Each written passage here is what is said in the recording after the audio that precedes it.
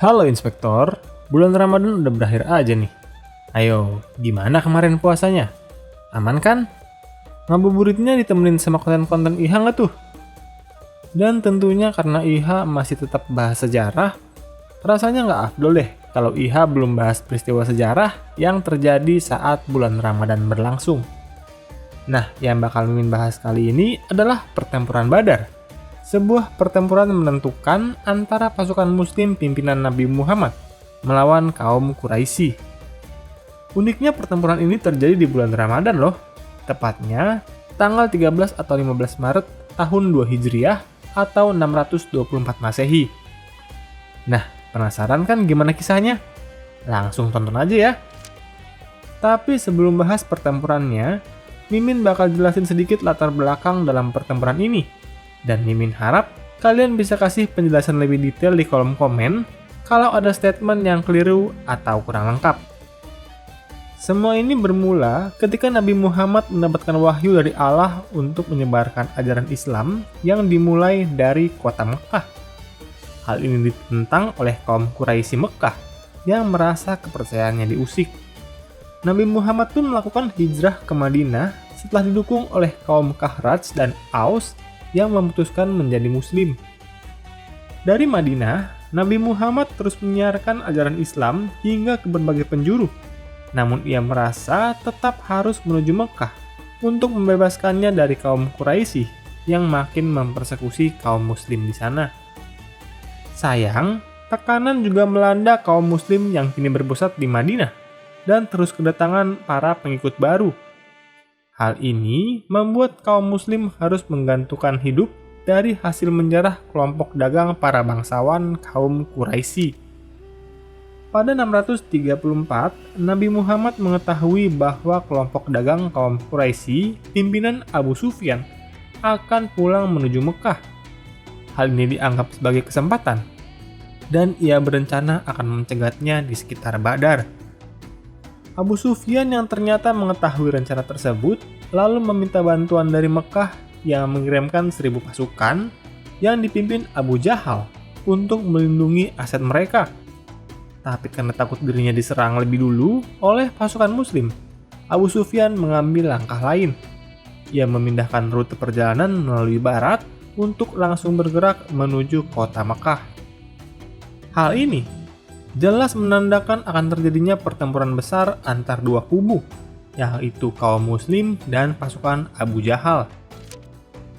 Melihat dirinya akan berhadapan dengan pasukan besar, Nabi Muhammad yang hanya membawa sekitar 300 pengikut untuk berperang, memerintahkan pengikutnya untuk menimbun berbagai sumur dengan batu dan memposisikan pasukannya berada di sebuah lereng dekat sumur terakhir. Upaya ini menjadi salah satu strategi bagi kaum muslim agar memaksa kaum Quraisy sebagai pihak yang agresif untuk menyerang mereka demi memperoleh satu-satunya sumber air. Ketika kedua kubu bertemu, kaum Quraisy awalnya menantang untuk pertarungan 1 lawan 1 dari para petarung terbaik masing-masing kubu.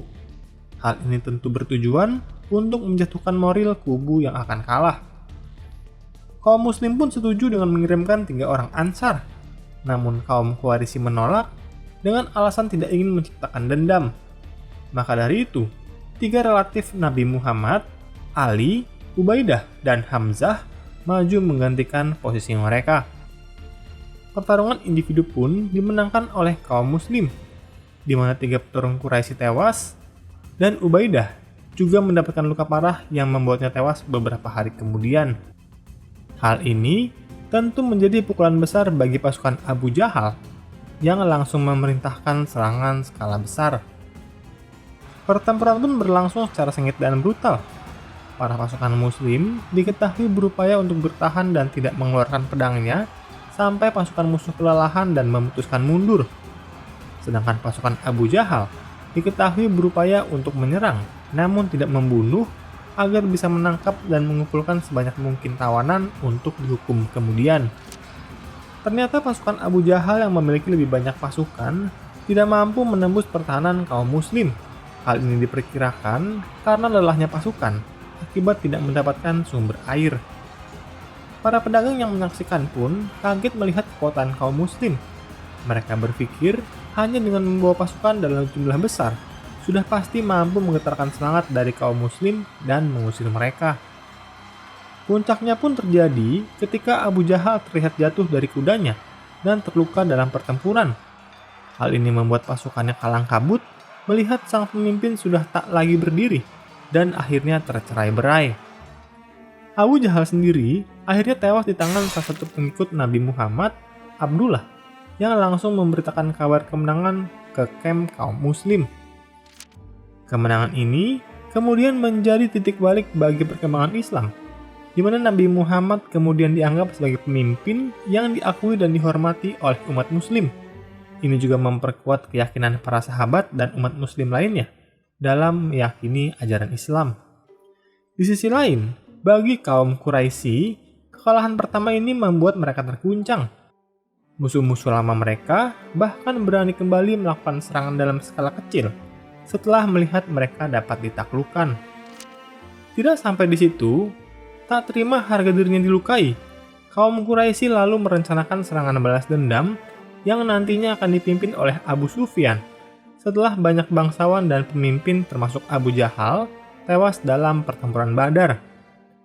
Kedua pasukan kemudian akan bertemu kembali dalam pertempuran Uhud yang akan Mimin bahas di lain kesempatan. Nah, demikianlah kisah dari pertempuran Badar. Tapi, terlepas dari faktor agama yang melekat dalam pertempuran ini, kira-kira faktor apa lagi ya yang membuat orang Quraisy kalah dalam pertempuran ini? Coba tulis di kolom komentar.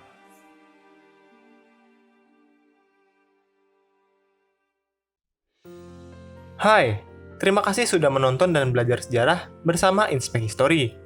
Jangan ragu untuk berikan komentar, like, dan bagikan bila kamu merasa konten ini bermanfaat.